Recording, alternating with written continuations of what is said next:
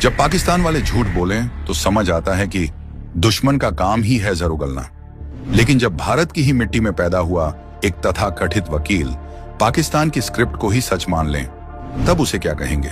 जी हां, बात हो रही है इन काले कोट वाले सेक्युलर की, जिन्होंने सो कोल्ड इंटरनेशनल मीडिया का हवाला देकर बिना किसी सबूत, बिना किसी आधिकारिक पुष्टि के दावा कर दिया कि भारत ने राफेल समेत कई लड़ाकू विमान खो दिए।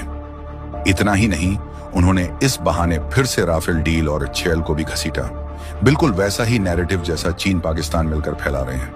तो सबसे पहला सवाल यही उठता है, राफेल गिरने की बात कौन से मीडिया हाउस ने की? कौन से डिफेंस एनालिस्ट ने पुष्टि की? और क्या भारतीय वायुसेना ने इसे मान लिया? नहीं। पाकिस्तान जो एक भी राफेल का मलबा नहीं दिखा पाया, न पायलट न सबूत, फिर भी प्रशांत भूषण जैसे लोग पाकिस्तान के झूठ को एम्पलीफाई करके एक वैश्विक प्रचार में बदलने की कोशिश कर रहे हैं। प्रशांत भूषण कह रहे हैं कि हमने राफेल 4 गुना महंगे खरीदे।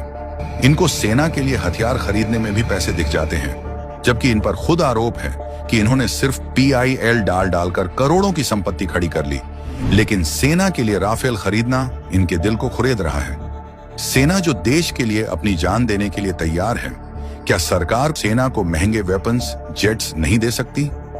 समझ नहीं आता इन्हें दिक्कत किस बात की है। इतना महंगा है इसलिए, या पाकिस्तान को धूल चटा दिया इसलिए? प्रशांत भूषण ने उस राफेल डील पर भी सवाल उठाए हैं, जिसका 2019 में कांग्रेस ने मुद्दा बनाया था, जिसकी सभी याचिकों को सुप्रीम कोर्ट खारिज कर चुकी है। लेकिन सुप्रीम कोर्ट के वकील होने के बावजूद भी ये झूठ फैलाने में पाकिस्तान को जोरदार टक्कर देने में लगे हैं। और रही बात HAL की, जिसके स्टॉक अपने रिकॉर्ड स्तर पर है, सालाना रेवेन्यू ने सारे रिकॉर्ड तोड़ दिए। और बात अगर हानि की हो रही है, युद्ध में इजराइल, रूस, कई देश हजारों हथियार खोते हैं, लेकिन अफसोस उस देश में ऐसे सवाल खड़े करने वाला कोई नहीं है।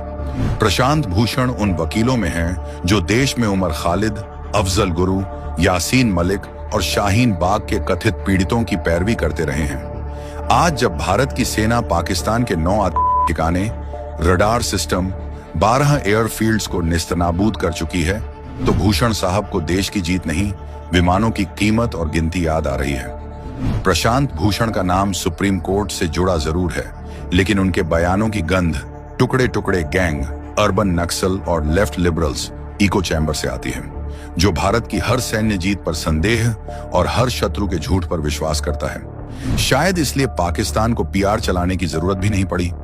भारत में बैठे लोग खुद ही उसका नैरेटिव चलाते हैं।